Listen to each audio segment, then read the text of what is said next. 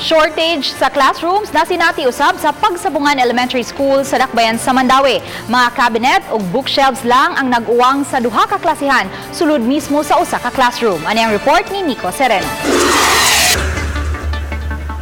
Classroom kini sa duha ka klasihan sa grade 1 sa Pagsabungan Elementary School.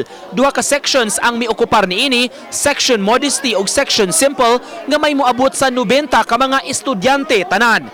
Gi-Uwang lang sila og mga cabinet ug bookshelf. Aminado ang mga teacher sa duha ka mga sections nga dakong hagit ang ilang pagtudlo aron dili maistorbo ang pika section nga tupad ra gyud nila.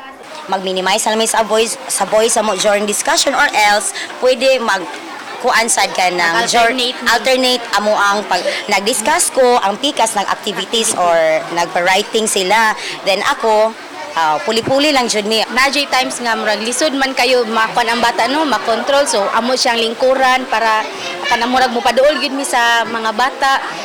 Amo jud silang taparan kay para di gid sila maghimo og dagko kayo nga saba para dili makadisturbo sa pikas pud na klase.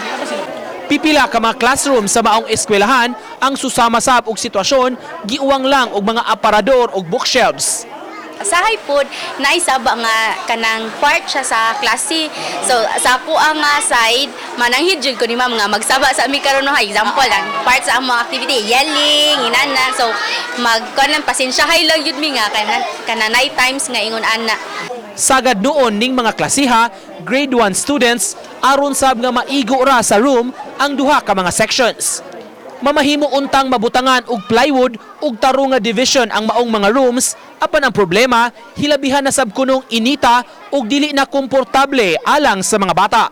Ang hangin man good siya, ang hangin dili na sad kaayo masud, ang hangin murag even though dunay electric fan init na gyud siya. Manang murag gikuanan nila murag cabinet aron ana-ana lang gyapon ang hangin.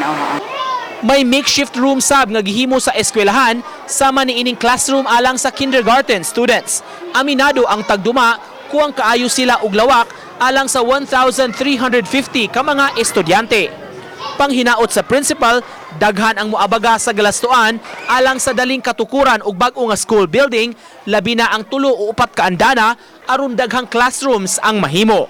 We are very happy to accept your donation, hoping that the problem of the classroom will be solved. Although we have limited area, but then we have still vacant areas in which the garden, like the one that you have seen.